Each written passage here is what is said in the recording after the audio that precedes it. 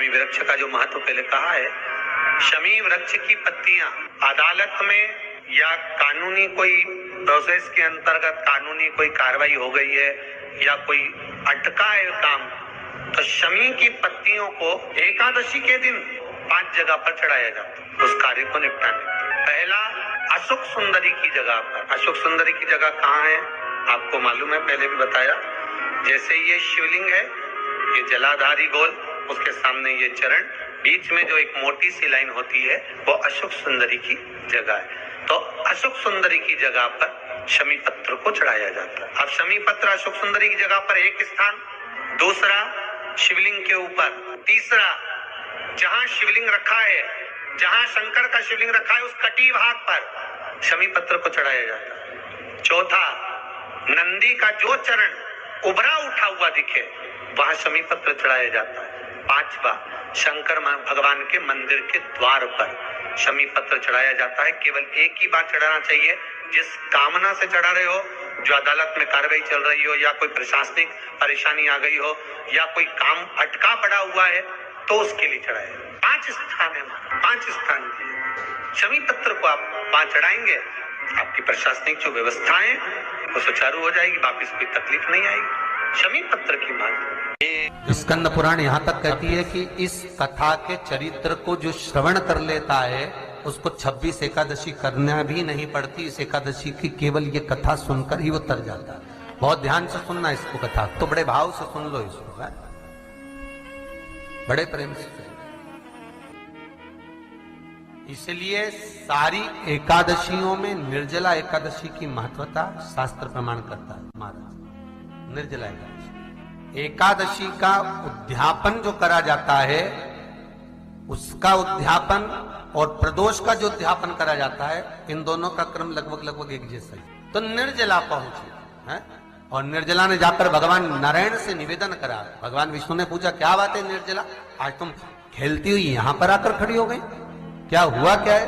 क्या तुमको गौलोक धाम में आनंद की अनुभूति नहीं हो रही जो तुम बैकुंठ में आई हो?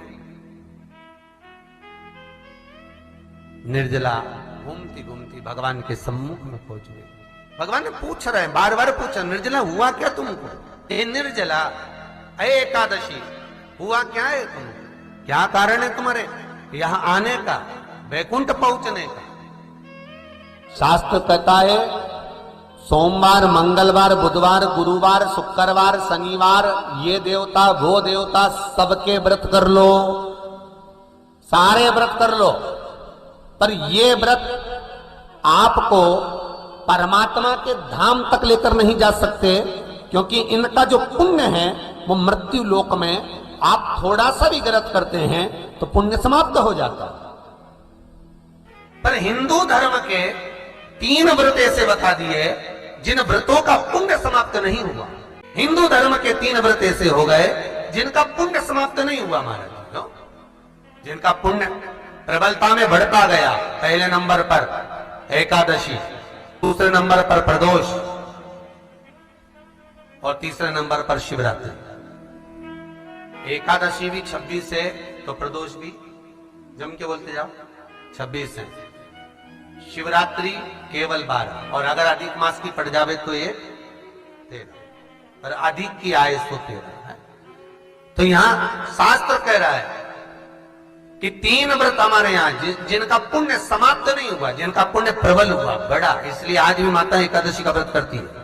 और एकादशी का व्रत कर कर अगर कोई जीवात्मा को देते हैं, कोई मर भी गया तो उसको एकादशी का दान देते हैं। एकादशी का उसको दान दिया है। महाराज निर्जला खड़ी है,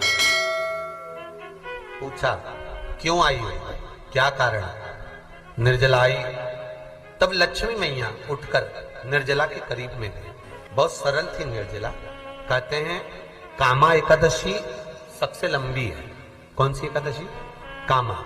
फिर मोक्षदा उससे नीची है महाराज, और निर्जला जो है बिल्कुल छोटा स्वरूप है। निर्जला का मतलब देखा जाए तो केवल 2 चोटी करी हुई है। मस्तक पर भोर लगा हुआ है निर्जला के, माथे पर बिंदी लगी हुई है निर्जला के, सुंदर गले में तुलसी की मालाएं पहनी है निर्जला, हाथ में जो हाथ फूल जैसी माताएं पहले पहनती थी, आपको ध्यान में होगा, ऐसा बड़ा फूल होता था, अंगूठियां पड़ी होती थी, हाथ में ऐसा लगा रहता है। तो निर्जला हाथ फूल भी तुलसी के धारण करी। बड़ा सुंदर स्वरूप है माता निर्जला का। महाराज छोटी है तो माता लक्ष्मी उनके पास में गई और निर्जला से जाकर पूछा, निर्जला तेरे आने का कारण क्या है, तू बता। नारायण आपसे पूछ रहे हैं कि क्यों आई हो, किस लिए आई हो, क्या है तुम्हारे आने का कारण। निर्जला ने कहा, मेरी विनती केवल इतनी सी है मां कि मैं ये चाहती हूं कि मैं जीव के प्राण छूटने के बाद उसके प्राणों को जिस समय मैं लेकर जीवात्मा के प्राणों को परमात्मा तक भेजूं, बैकुंठ तक भेजूं, गौलोक धाम तक भेजूं, उस बीच में मुझे ले जाते समय कई नरक भी बीच में पड़ेंगे, कई स्थान ऐसे बैतरणी आदि के स्थान बीच में आएंगे, तो वो स्थान में मुझे रोका ना जाए, मैं सीधे भगवान के धाम पहुंच जाऊं। ऐसी कृपा, ऐसी दया। जितनी भी माताएं एकादशी का व्रत करती, बहुत ध्यान से सुनना आज की कथा को। शायद जिंदगी में मिली ना मिली, पर यह कथा का रिश्ता तो बहुत ध्यान से सुनना। स्कंद पुराण यहां तक कहती है कि इस कथा के चरित्र को जो श्रवण कर लेता है उसको 26 एकादशी करना भी नहीं पड़ती। इस एकादशी की केवल ये कथा सुनकर ही वो तर जाता है। बहुत ध्यान से सुनना इसको, कथा को। सबसे पहला नियम एकादशी व्रत का, सबसे पहला नियम है कि आप जिस दिन व्रत करो उसके एक दिन पहले भक्ति का संचार इस हृदय में करो। भक्ति का संचार इस हृदय में कर लीजिए। जिस दिन आप व्रत करो, जैसे एकादशी का व्रत कर रहे हो तो दशमी के दिन शाम का समय जब आवे, रात्रि जब होने लगे, शाम का समय आवे और रात्रि का आप जब भोजन ग्रहण करो तो उस भोजन में कोई ऐसा पदार्थ ग्रहण मत करिए जिस पदार्थ के कारण आपकी एकादशी बिगड़ जाए। कोई बेकार भोजन में ग्रहण नहीं करना, श्रेष्ठ भोजन ग्रहण करिए दशमी।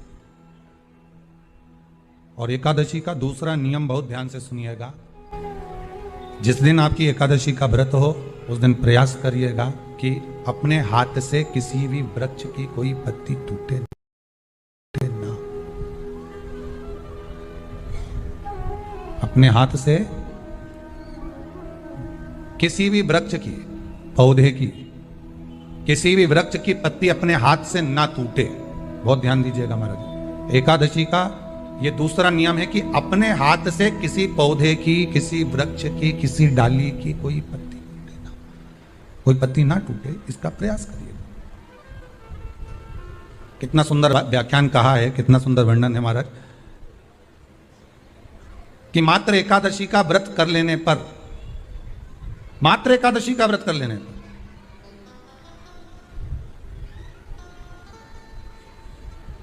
जो पूर्व में किया गया हमारा पाप कर्म है, हमने किसी जीव की हत्या करी है, हमने किसी को कष्ट प्रदान करा है, हमने किसी को अपशब्द कहा है, हमने किसी को ताने दिए, हमने किसी को आड़ा टेढ़ा कहा है, हमने किसी को गालियां दे दी है, मात्र एकादशी का व्रत ही कर लेने पर ये सारे जो दोष हैं वो समाप्त हो जाते हैं। सारे दोष हमारे समाप्ति पर आ जाते हैं। अब एक विचार करिएगा थोड़ा सा अपने मन में, अपने चित्त में, अपनी वृत्ति में एक बात उतारिएगा, एक अपने मन में एक बात को उतार कर रखिएगा कि आप अपने पाप को, अपने पाप कर्म को जिस दिन क्षीण करने वाले हो, समाप्त करने वाले हो, अपने पाप को आप जिस दिन समाप्ति पर लेकर जा रहे हो तो उसके एक दिन पहले आपको प्रसन्नता होना चाहिए कि नहीं होना चाहिए कि कल मेरा पाप कटने वाला है, कल मेरा पाप समाप्त होने वाला है। जो मैंने पाप कर्म करा है वो समाप्त होगा, जो मैंने पाप कर्म करा है वो कल समाप्त हो जाएगा। तो एक दिन पहले आपके चेहरे पर प्रसन्नता होगी ना हो, और चेहरे पर वो प्रसन्नता आपके आना चाहिए कि कल मेरा एकादशी का व्रत है, आज दशमी है, कल एकादशी का व्रत है, तो कल मेरी जब एकादशी का व्रत रहेगा तो मेरा ना जाने कितना कितना पाप, कितना असत्य, कितना झूठ, कितना प्रपंच वो समाप्त हो जाएगा। तो इसमें मुझे प्रसन्नता हो, इसमें मुझे आनंद था। तो क्या कहा गया कि प्रयास, तो क्या कहा गया कि प्रयास करिएगा कि एकादशी के दिन कोई वृक्ष की, कोई डाली की, कोई कोपल की कोई पत्ती ना तोड़ी जाए। क्यों? तो कहा अगर उस पत्ती को हम तोड़ देते हैं, वृक्ष की पत्ती को या क्यारे में लगी हुई कोई डाली की पत्ती को हम तोड़ देते हैं, तो एकादशी का पुण्य फल प्राप्त नहीं होता। एकादशी का कोई फल हमारे खाते में नहीं जाता, पुण्य फल प्राप्त। अब फिर भले तुम चाहे तुमने मोरधन खाया हो, चाहे तुमने फिर चिप्स खाई हो, चाहे तुमने फिर व्रत का कितना ही सामान खा गए और तुमने सोचा कि आज मेरी एकादशी है, तो फिर उसका कोई फल प्राप्त नहीं, उसका कोई सुख प्राप्त नहीं।